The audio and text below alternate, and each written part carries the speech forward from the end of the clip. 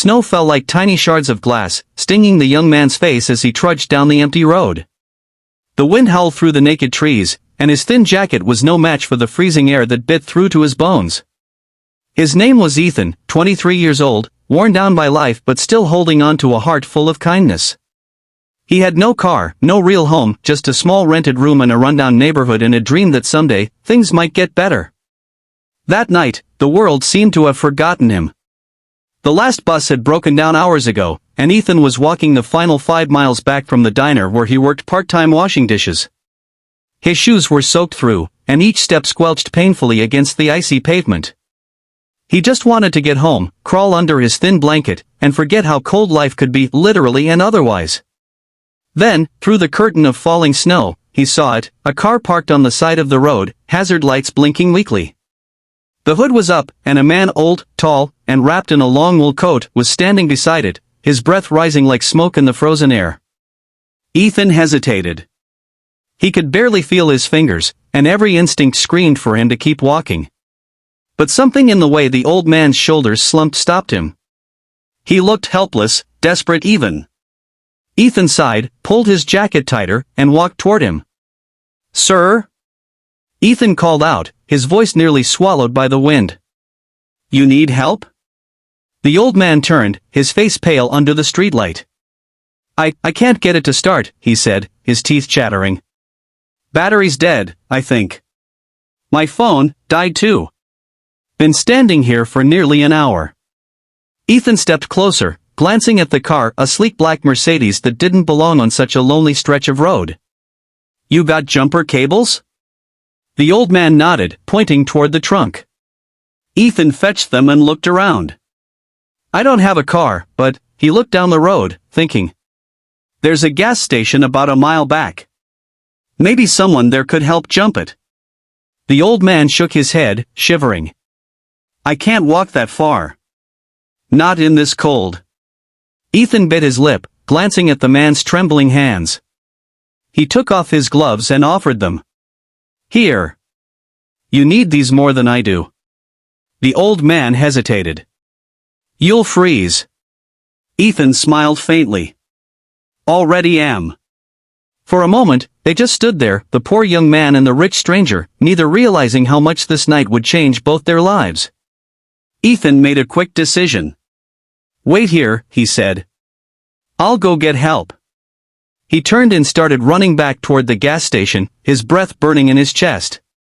The snow was coming down harder now, and his shoes slipped on the ice, but he didn't stop. He couldn't. Something about that old man reminded him of his late grandfather, the only person who'd ever believed he'd make something of himself. By the time Ethan reached the gas station, his lips were blue and his legs numb. The attendant inside, a sleepy middle-aged man with a scruffy beard, looked up in surprise. "You're crazy to be out in this weather," he said. "There's an old man stuck on the road," Ethan gasped. "Car's dead." "You got jumper cables and maybe a tow truck?" The man sighed. "Tow truck's out on another call, kid. But I'll grab my truck and follow you." It took another 20 minutes to get back to the stranded car. The old man was still there, stamping his feet to keep warm. His eyes widened in relief when he saw Ethan. Together, they got the car jumped and running again. The engine roared to life, headlights cutting through the snow. The old man turned to Ethan, his expression soft with gratitude. "You didn't have to do all this," he said. Ethan shrugged, rubbing his frozen hands together. "Couldn't just leave you out here." "Get in," the man said. "I'll give you a ride home." Ethan hesitated, then nodded. The warmth inside the car was heavenly. His fingers tingled painfully as they thawed. As they drove, the old man studied him quietly. Ethan's clothes were worn, his cheeks hollow, his eyes tired, but there was something honest and good about him. "You work nearby?" the man asked. "Yeah," Ethan said. "At Rosie's Diner. Wash dishes mostly. Trying to save up for classes at the community college. Want to study mechanics, actually." "Mechanics," the man mused. "Seems fitting, you know your way around an engine." Ethan smiled faintly.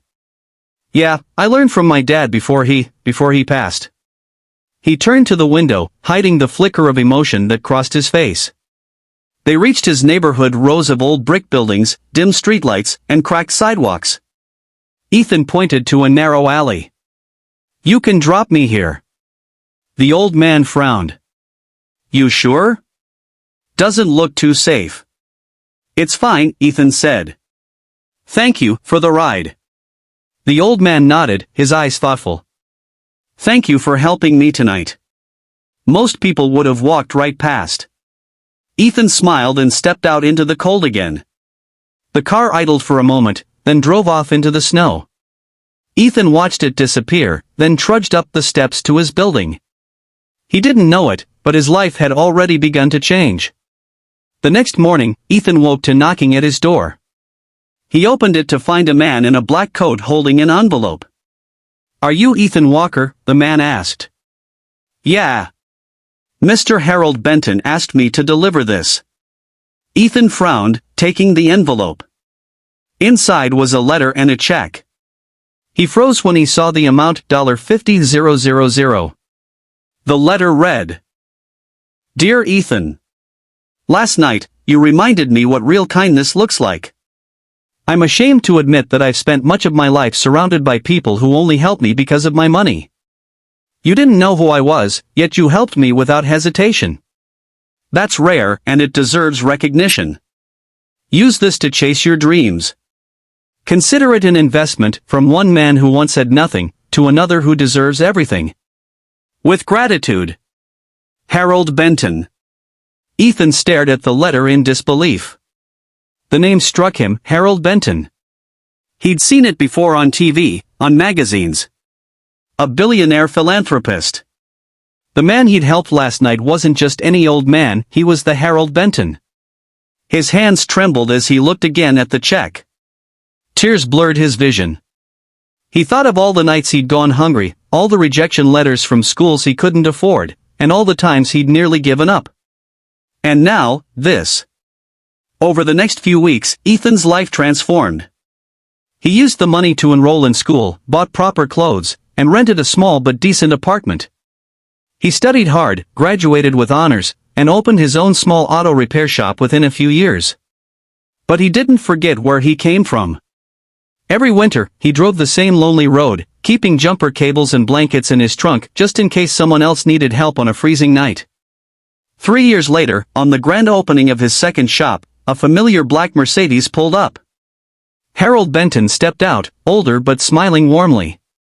You've done well, Ethan, he said, extending a hand. Ethan clasped it firmly. I couldn't have done it without you. The old man shook his head. You would have found a way. I just gave you a push. Ethan looked around at the crowd gathered, friends, neighbors, and even some of the diner staff who'd once helped him scrape by. Then I'll do the same for others, he said. Because that's how we make it, right? We keep helping each other up. Harold's eyes glistened. That's exactly how. The snow began to fall again, soft and silent, as if the world itself was nodding in agreement. And for the first time in years, Ethan didn't feel the cold. He only felt warmth, the kind that comes from knowing that even the smallest act of kindness can change a life forever. And somewhere deep down, he knew, on that freezing night long ago, it wasn't just a car he helped restart. It was his own destiny.